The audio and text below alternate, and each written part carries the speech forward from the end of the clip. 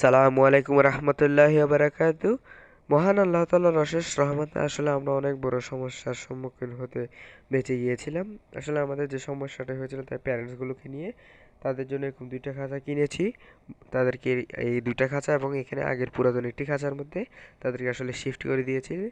তারা আসলে যে সমস্যাটা হচ্ছিল যে আসলে বুডিংয়ে যে কোয়েলগুলো ছিল তাদেরকে আসলে কই রাখবো, তাদেরকে আসলে প্যারেন্টসের যে বাসাটা ছিল সেখানে রেখেছি। আর প্যারেন্টসগুলোকে আসলে এই দুইটা খাঁচায়, এই তিনটি খাঁচায় রেখেছি। প্যারেন্টসগুলো আগে আসলে এই বাসাটাইতে মানে তাদের এটি ছিল তাদের ঘর, কিন্তু বর্তমানে এই কোয়েল পাখিগুলো আসলে এখানে থাকে।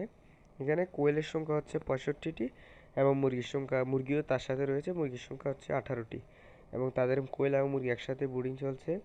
আর আমাদের কিছু নতুন কোয়েল পাখি জন্মেছে, তাদেরকে আসলে এখানে ব্রুডিং হচ্ছে। আর আমাদের একটি মুরগি দেখতে পাচ্ছেন একটা দুর্ঘটনা আছে, অর্থাৎ বিড়ালে পা নিয়ে যাওয়ায় আসলে সে এক পা হয়ে গেছে, কিন্তু আল্লাহর রহমতে সে কিন্তু খুবই শক্ত এবং খুব ভালোভাবে দেখতে পাচ্ছেন যে আসলে সে কি আমি ধরতে যাচ্ছি সে আসলে ধরা দিচ্ছে না।